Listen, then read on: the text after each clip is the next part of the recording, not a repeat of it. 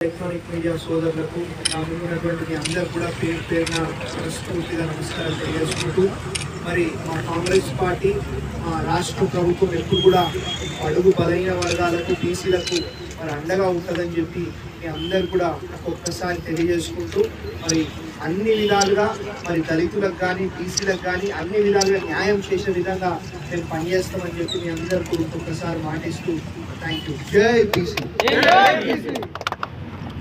Media ఉద్దేశంతో చరిత్రలో ఎన్నలేని విధంగా 42% రిజర్వేషన్లు ఇస్తూ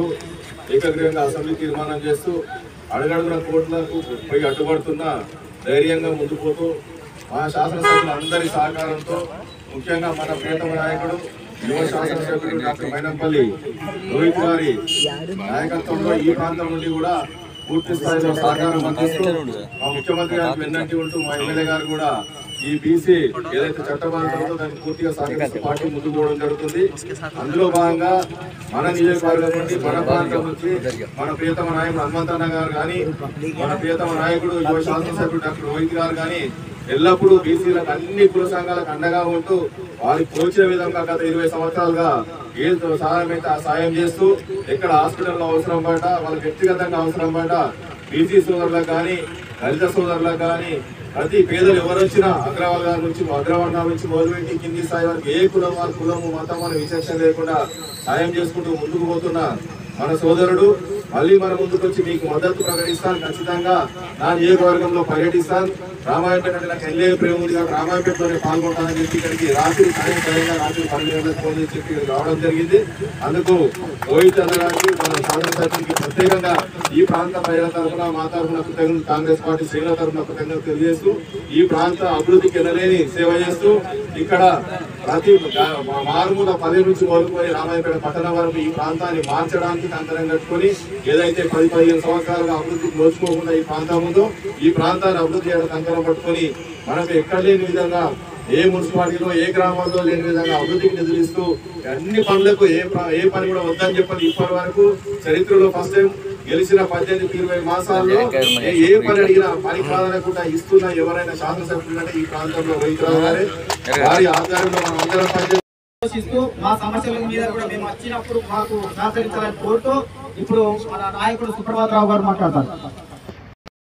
రిజర్వేషన్ ఇస్తాం, పోటీ చేసి ఏ విధంగా ఉన్నా ఏ ఎన్నిక వచ్చినా మేము ఇస్తాం. వాళ్ళందరినీ గెలిపించుకునే బాధ్యత మీపై పెడుతున్నాం. మీరు గెలిపించుకునే బీసీ యువకులను ఒక నాయకులుగా తయారు చేయడానికి మా రోహిత్ ఎందుకంటే చిన్న వయసులో దేశంలోనే మొట్టమొదటి ఎమ్మెల్యేగా ఉన్నాడు రోహిత్ గారు. ఆయన ఆధ్వర్యంలో చిన్న యువకులను తీసుకొచ్చి బీసీ యువకులను మా ఎమ్మెల్యే గారు ఆయన పైకి తీసుకొస్తాం. ఖచ్చితంగా రాబోయే రోజుల్లో సమాజానికి సేవ చేసుకోవాలని